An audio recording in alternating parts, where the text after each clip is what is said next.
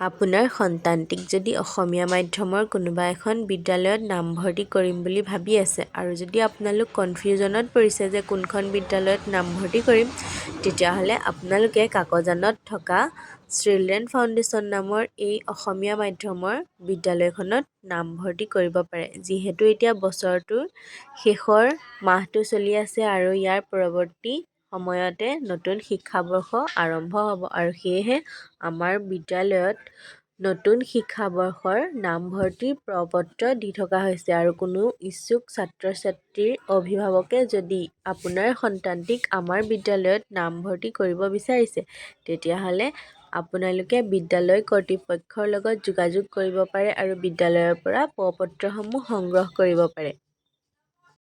খেল-ধেমালি বুলি ক'লে ছাত্ৰ-ছাত্ৰীসকলৰ মনবোৰ আনন্দত উৎফুল্লিত হৈ পৰে। পতাকা উত্তোলন কাৰ্যসূচীৰে এয়া আমাৰ বিদ্যালয়ত খেলৰ শুভাৰম্ভ কৰা হয়।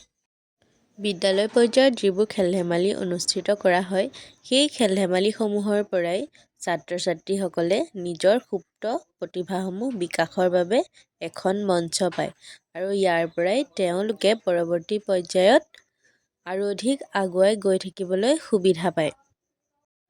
পঢ়াৰ লগে লগে খেল-ধেমালিও হৈছে শিক্ষাৰ এটা অংগ আৰু আজিৰ এই আধুনিক যুগটোৰ লগত ফেৰ মাৰিবলৈ হ'লে আমাৰ ছাত্ৰ-ছাত্ৰীসকল সকলো বিষয়তে পাৰ্গত হ'ব লাগিব আৰু এই পাৰ্গত হ'বলৈ হ'লে ছাত্ৰ-ছাত্ৰীসকলে বিদ্যালয় পৰ্যায়ৰ পৰাই সকলো দিশতে অংশগ্ৰহণ কৰি নিজৰ সুপ্ত প্ৰতিভাসমূহ বিকাশ কৰিব লাগিব আৰু ইয়াৰ লগে লগে নিজৰ পঢ়া-শুনাবোৰ বজাই ৰাখিব লাগিব।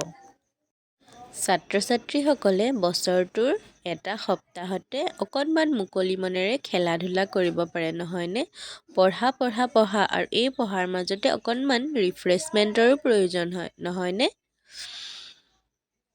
মোৰ এই ভিডিঅ'টোৰ জৰিয়তে আপোনালোকক আমাৰ বিদ্যালয়ত অনুষ্ঠিত হোৱা খেল-ধেমালিসমূহৰ প্ৰথম দিনটোৰ কিছু দৃশ্যাংশ দেখুৱাবলৈ চেষ্টা কৰিলোঁ। ভিডিঅ'টো যদি ভাল লাগে তেতিয়াহ'লে লাইক কৰিব আৰু কমেণ্ট কৰিবলৈ নাপাহৰিব।